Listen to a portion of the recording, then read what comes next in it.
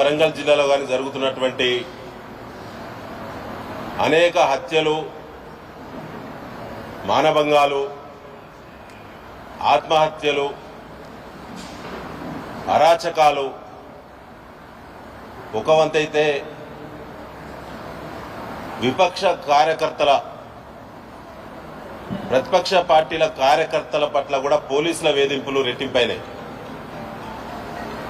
ప్రజాప్రతినిధులను వారి గ్రామానికి సంబంధించో, వారు ఒప్పుకున్నటువంటి హామీలకు సంబంధించో సోషల్ మీడియాలో పోస్టులు పెడితే కూడా థర్డ్ డిగ్రీ ప్రయోగిస్తున్నటువంటి పోలీస్ అధికారులు, పాలకులు, ఈ జిల్లా మంత్రులు, జిల్లా అధికార పార్టీ శాసనసభ్యులు ఒకసారి ఆత్మవిమర్శ చేసుకోవాలి. బీఆర్ఎస్ పార్టీ 10 ఏళ్ల అధికారం ఉన్నది. ఇలాంటి ఘటనలు ఎప్పుడు మీ పార్టీకి ఎప్పుడైనా ఎదురైనాయా? ఈ విచిత్రమైనటువంటి పాలన ఎందుకు చేస్తున్నారో ఆత్మవిమర్శ చేసుకోవాలని చెప్పి అధికార పార్టీ నాయకులను మేము డిమాండ్ చేయడం జరుగుతూ ఉన్నది. నిన్న నుంచి గత 2-3 నెలల క్రింది వరకు జరిగినటువంటి ఘటనలు ఒకసారి సమీక్షిస్తే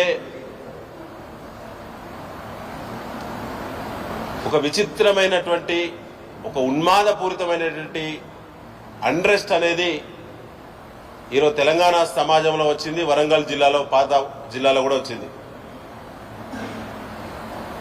ముఖ్యంగా యువత పెడదోవ పడుతున్నారు. నిన్న జరిగినటువంటి ఘటన చూస్తే ఒక గిరిజన కుటుంబం, చంద్రరావుపేట మండలం పదార్చింతల తండాలో ఉన్నటువంటి గిరిజన కుటుంబం తల్లిదండ్రులు హత్యగావించబడ్డారు. వారి కూతురు, వారి కుమారుడు హత్యాయత్నానికి గురైంది. అంతకంటే ముందు కూడా చాలా ఘటనలు జరిగినాయి నర్సంపేట ప్రాంతంలో కానీ, వరంగల్ పూర్వ జిల్లాలో కానీ. పోలీసు ఉన్నతాధికారులు స్పందించాల్సినంత స్థాయిలో స్పందన లేదు. ఇంత తీవ్రమైన ఘటనలు జరిగినప్పుడు కూడా తీసుకోవాల్సినటువంటి పోలీసు చర్యలు ఆ స్థాయిలో ఉండటం లేదు.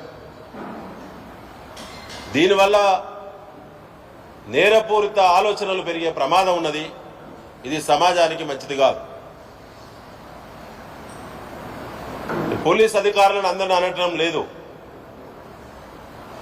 కానీ